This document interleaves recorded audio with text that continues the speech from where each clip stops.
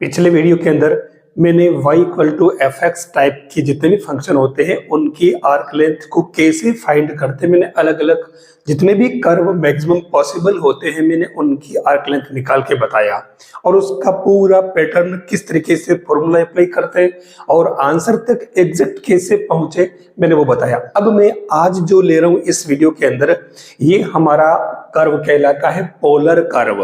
अब मैं polar curve की तरफ बढ़ रहा हूं और पोलर कर्व के आर्क लेंथ कैसे फाइंड करते हैं, उनकी लिमिट कैसे लेते हैं, फॉर्मूला कौन सा यूज करते हैं और उस फॉर्मूले को याद कैसे रखते हैं और याद रखने के बाद में अप्लाई कैसे करते हैं वो भी आपको बता रहा हूं। यहां मैंने जो कर्व लिया है कर्व है r equal to A one plus cos theta. Polar curve है r और थीटा में आपको इसका पेरीमीटर फाइंड करना है। पेरीमीटर मतलब ये आर्क लेंथ पूछ रहा है तो आर्क लेंथ निकाल करके ना आप उसका पेरीमीटर पूरा कर लेना। अब आर्क लेंथ निकालनी है तो मैं सबसे पहले आपसे ये पूछना चाहूंगा कि इस कर्व को आपने कितनी जगह देखा होगा, क्योंकि ये कर्व केवल आर्क लेंथ तक सीमित नहीं है, इसके अंदर हम इसको रिवॉल्व करके और वॉल्यूम कैसे निकालें, हालांकि ये वाला पोर्शन मैं बाद में अलग से बताऊंगा, पूरा वॉल्यूम वाला पूरा सब कर्व के लिए अलग से ले लूंगा मैं।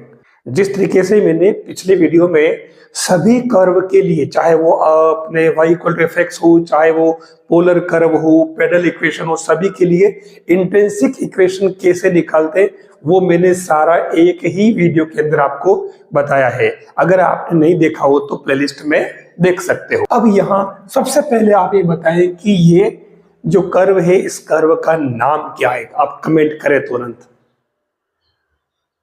यस, इस कर्व का नाम है कार्डियोड और ये cardioid r equal to A one plus cos theta है और ये माइनस में भी हो सकता है यहाँ पर।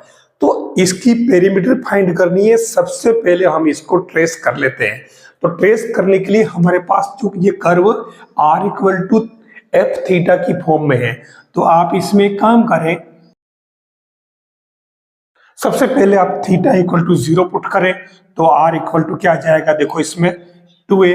तो सपोज मैंने ये एक पॉइंट ले लिया theta equal to r theta, तो ये 2a 0 हो जाएगा। फिर हम theta equal to pi by 2 ले लेते हैं डायरेक्ट, क्योंकि ट्रेस अलग से मैंने बता रखा है। Theta equal to pi by 2 लेंगे तो ये जो पॉइंट है या इसका हाफ हो जाएगा theta equal to pi by 2 पर, तो ये a और इधर आपके ये क्या बनेगा पाई बाई 2। तो इस तरीके से अगर आप माइनस पाई बाई 2 इधर लोगे तो यहाँ पर ये माइनस ए सेम ए से सी नीचे आ जाएगा।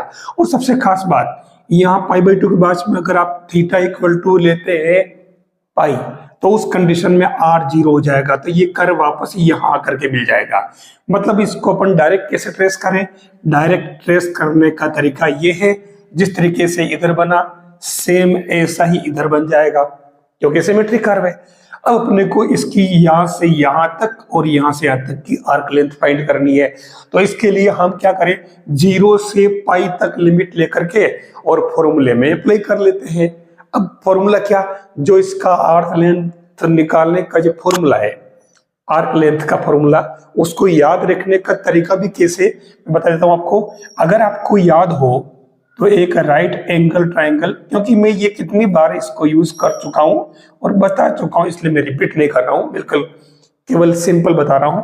यहां अगर फाई एंगल है तो आपने अगर पढ़ा होगा tan phi equal to R D theta upon D R, तो उस कंडीशन में परपेंडिकुलर तो हो जाएगा आर डी थीटा, ये हो जाएगा डी आर, और ये जो डायगोनल यानी कि डायगोनल क्या हाइपोटेनस, तो इस ये ds हो जाएगा। हमें ऐसे तो निकालना है तो पाइथागोरस थ्योरम यूज करके आप इसमें आर्क लेंथ का फॉर्मूला बना सकते हो।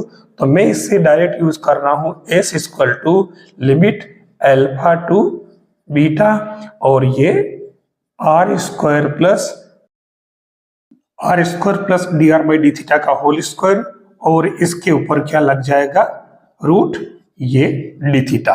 ये फॉर्मूला आपको यूज करना। अब इस फॉर्मूले को यूज करने के लिए हमें चाहिए क्या, सबसे पहले हमें इसमें चाहिए आर स्क्वायर और D R by D theta. ध्यान रखना फॉर्मूले में डायरेक्ट कोई भी वैल्यू पुट नहीं करें, आप इस फॉर्मूले में जो चाहिए वो पहले निकाल लें।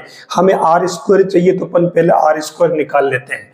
तो ये आर स्क्वायर क्या होगा 1 A into 1 plus cos theta, तो ये A square 1 plus cos theta whole square, तो ये R square A square 1 plus 2 cos theta plus cos square theta, ये आर स्क्वायर आ गया।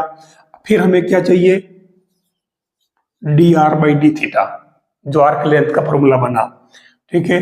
तो ये क्या हो जाएगा, डी इसी से निकालो, डिफरेंशिएशन कर लो इसका, R equal to A 1 plus cos theta, इसका डिफरेंशिएशन कर लो फिर, तो ये क्या हो जाएगा, D R by D theta equal to minus का ए साइन थीटा।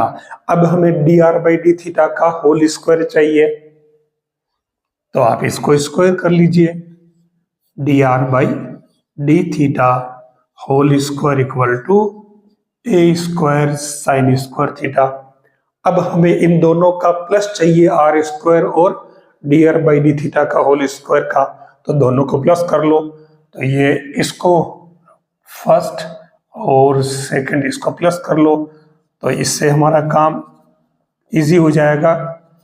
तो ये R square plus D R by D theta whole square क्या हो जाएगा, देखो ए स्क्वायर, तो ये A square sine square theta, फिर A square 1 plus 2 cos theta plus cos square theta.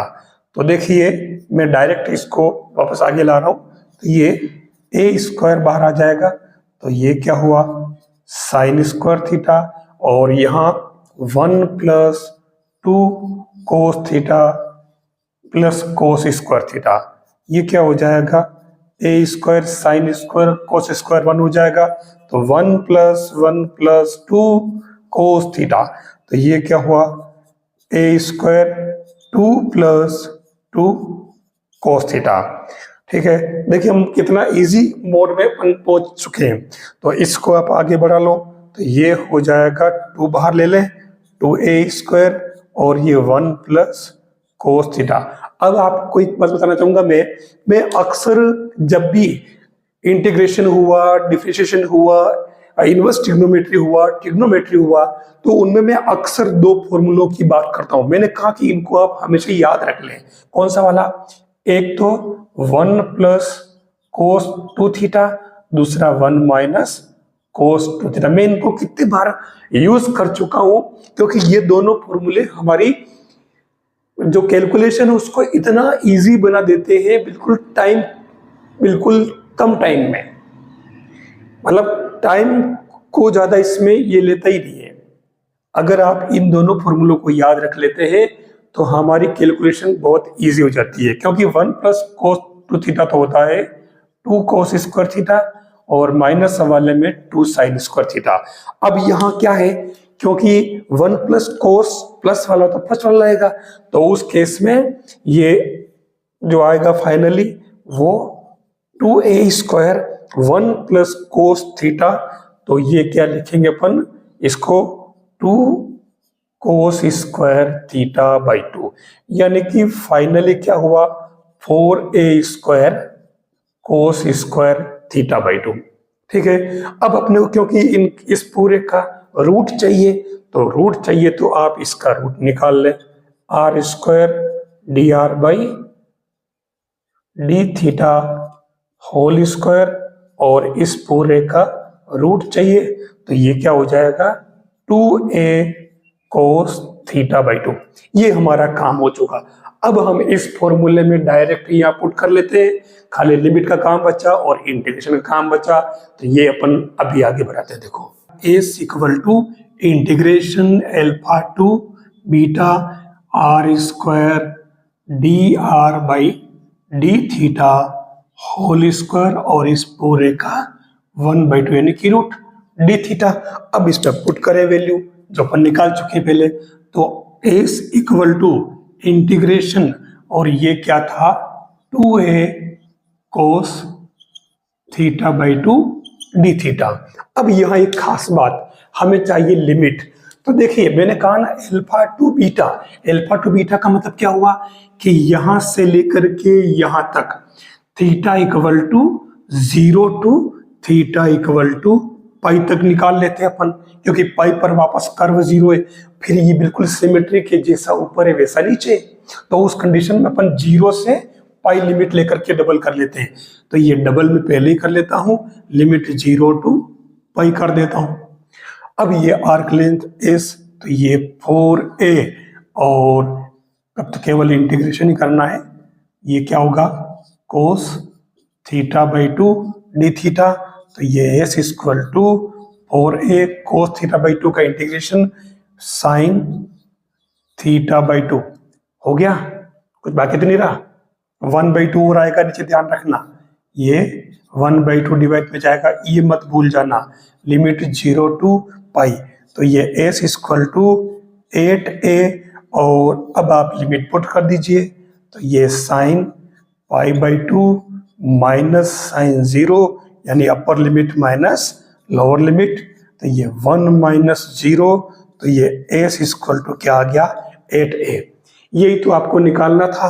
Arc length हो गई हमारी पूरी की पूरी, यहां से यहां तक पर निकाल के गए और डबल कर दिया, तो ये 8a है।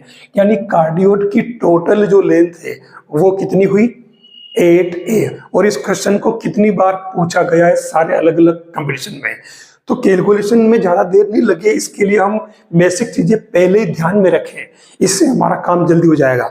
अब मेरा एक क्वेश्चन है आपसे कि अगर इसकी जगह ये r equal to a1 plus cos theta cardioid है, इसकी जगह मैं माइनस कर दूं, यानी आपका कर्व बदल करके r equal to a1 minus cos theta बन जाए, तो उस केस में इस कार्डियोड का पेरीमीटर क्या होगा, कमेंट करके बताएं।